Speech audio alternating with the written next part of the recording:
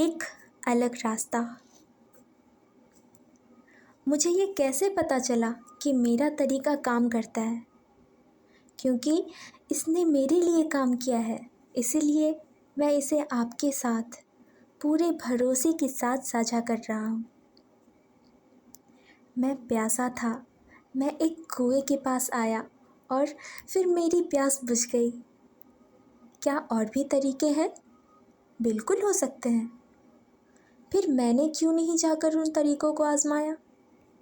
क्योंकि अब मैं प्यासा नहीं रहा।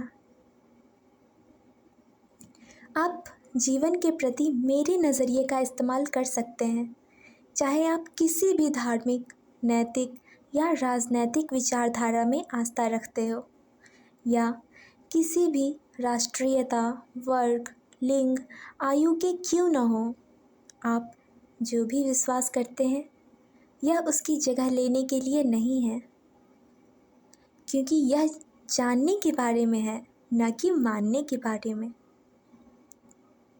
यह एक ज़रूरी बुनियादी अंतर है, जिसके बारे में मैं आगे स्पष्ट करूँगा।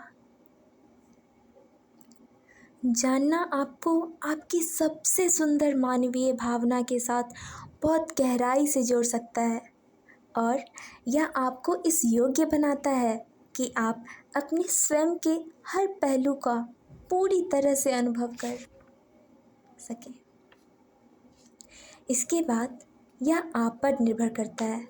आपको तय करना है कि यह कैसे आपके विश्वासों से संबंधित है।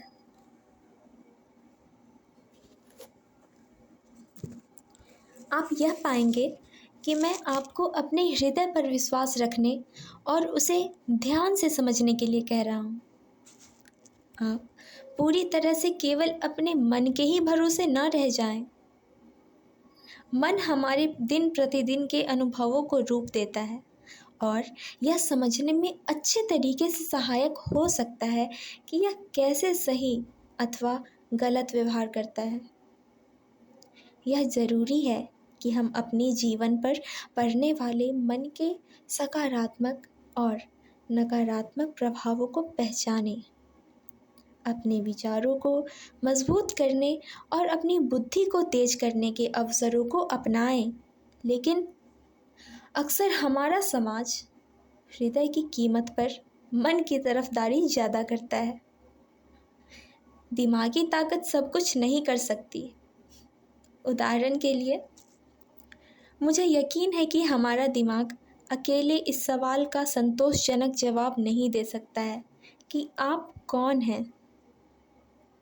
मेरे मन ने मुझे कभी भी अपने अंदर स्थित आंतरिक शांति के स्थान तक नहीं पहुंचाया है।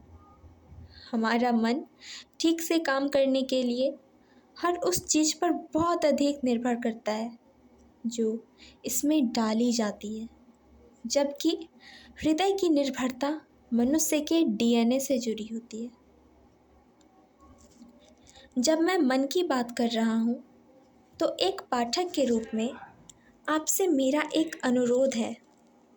इस पुस्तक में जो कुछ भी मैं लिख रहा हूँ, उसे आप केवल तभी स्वीकार करें जब आप इसकी सच्चाई को अपने लिए महसूस कर पा रहे हों। क्या आपकी बुद्धि संदेह में है या मेरे संदेश को स्वीकार कर रही है? और बुद्धि के साथ साथ अपने अंदर की आवाज़ को भी सुनिए और स्वीकार कीजिए।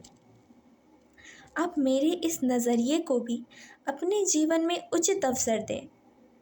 आपको यह बताने की बजाय कि आपको क्या सोचना चाहिए, इसके बाद आने वाले अध्याय आपको विचार करने के लिए कुछ संभावनाएं प्रस्तुत करेंगे।